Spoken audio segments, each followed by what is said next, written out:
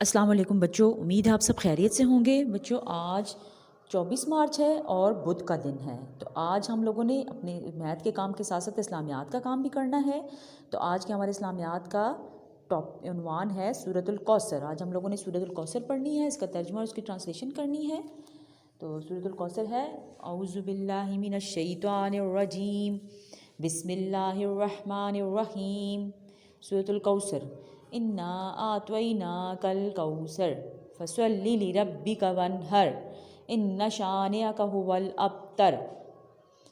سورۃ الکوثر کا ترجمہ ہے، بے شک ہم نے تم کو کوثر عطا کی تو تم اپنے رب کے لیے نماز پڑھو اور قربانی دو، بے شک تمہارا دشمن ہی بے نام و نشان رہے گا۔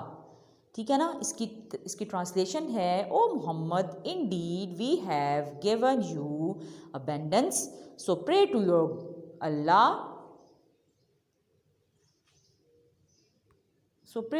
Allah and sacrifice, indeed it is your enemy who will be the loser۔ Students یہ ہے اس کا ترجمہ اور اس کی ٹرانسلیشن۔ آپ لوگوں نے ترجمہ اور ٹرانسلیشن کاپی پہ لکھنی ہے، اور سورت، ترجمہ اور ٹرانسلیشن، یہ تینوں چیزیں زبانی آپ لوگوں نے یاد کرنی ہے، ٹھیک ہے نا۔ اس کے علاوہ کوئی بات اگر آپ کو سمجھ نہیں آتی تو آپ پوچھ سکتے ہیں۔ Thank you, have a nice day, اللہ حافظ۔